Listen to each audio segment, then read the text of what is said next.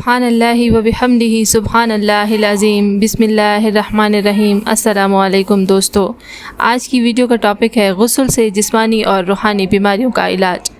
Main topic روحانی غسل ہے۔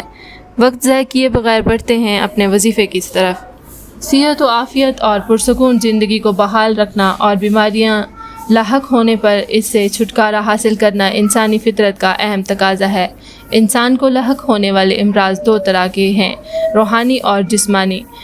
ان دونوں کا شافی علاج قرآن مقدس اور احادیث مبارکہ میں ہے، جیسا کہ خداوند عالم کا فرمان ہے، وَنَزَّلَ مِنَ الْقُرْآنَ مَا هُوَ شِفَاءٌ وَرَحْمَةٌ لِلْمُؤْمِنِينَ، یعنی ہم نے جو قرآن نازل کیا ہے اس میں جسمانی اور روحانی بیماریوں کے لیے شفا ہے اور اہل ایمان کے لیے سراپائے رحمت ہیں۔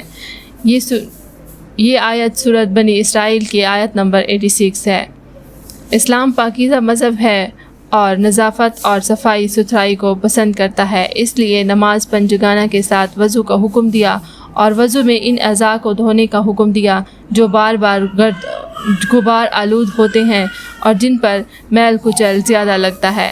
پھر ہفتہ میں کم از کم غسل کو سنت قرار دیا گیا تاکہ پورا جسم صاف ستھرا ہو جائے۔ آپ صلی اللہ علیہ وآلہ وسلم کا حیرت انگیز روحانی غسل کا مجرب عمل ہے، جس میں اللہ کا فرمان بھی ہے، یعنی قرآنی آیات، اور حضور اکرم صلی اللہ علیہ وآلہ وسلم کا طریقہ سنت کے مطابق غسل کرنا۔ اسی وجہ سے یہ ہر قسم کی بیماری اور پریشانی کے لیے ایک تیز بے خطا اور آزمودہ عمل ہے۔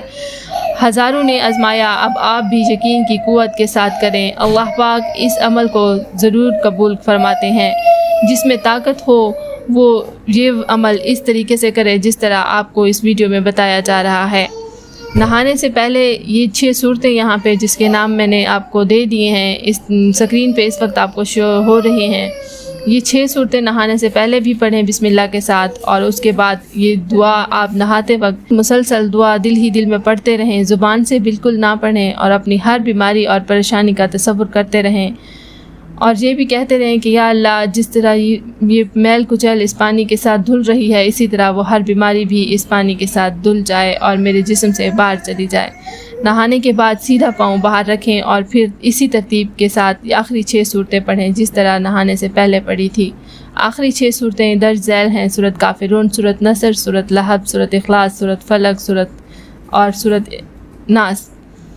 غسل جنابت کی صورت میں نہانے سے پہلے 6 صورتیں نہ پڑھیں، بلکہ نہانے کے بعد جب باہر نکلیں تو پھر یہ 6 صورتیں اس ترتیب کے ساتھ پڑھیں۔